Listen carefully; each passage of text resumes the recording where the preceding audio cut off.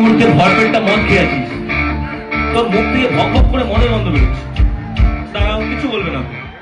ও definitely আমায় ভালোবাসে, কিন্তু সেই ভালোবাসার নিদর্শন এটা হওয়া উচিত নয়।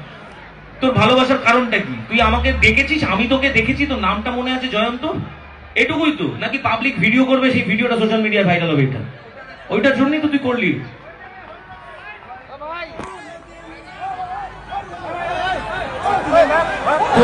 তোকে আমি যখন বললাম যে তুই দাঁড়াও দাঁড়াও, কেউ গায়াতে হবে, তোকে যখন আমি বললাম যে আমি তোকে নোটিস করেছি, তো মেইন উদ্দেশ্য তো আমার নোটিসে আসা, তাহলে মঞ্চে এসে কেন এতগুলো মানুষকে বিরক্ত করলি?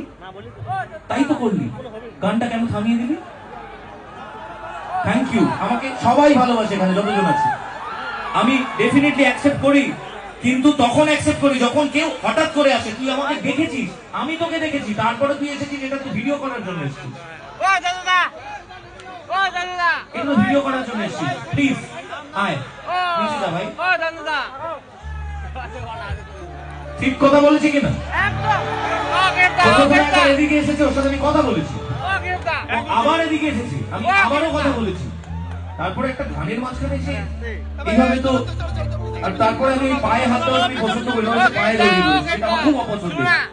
কারণ তোমাদের জায়গা আমার মাথার ওপরে, আমি মনে করি আমার শ্রোতা যারা আছে তাদের স্থান আমার মাথার ওপরে।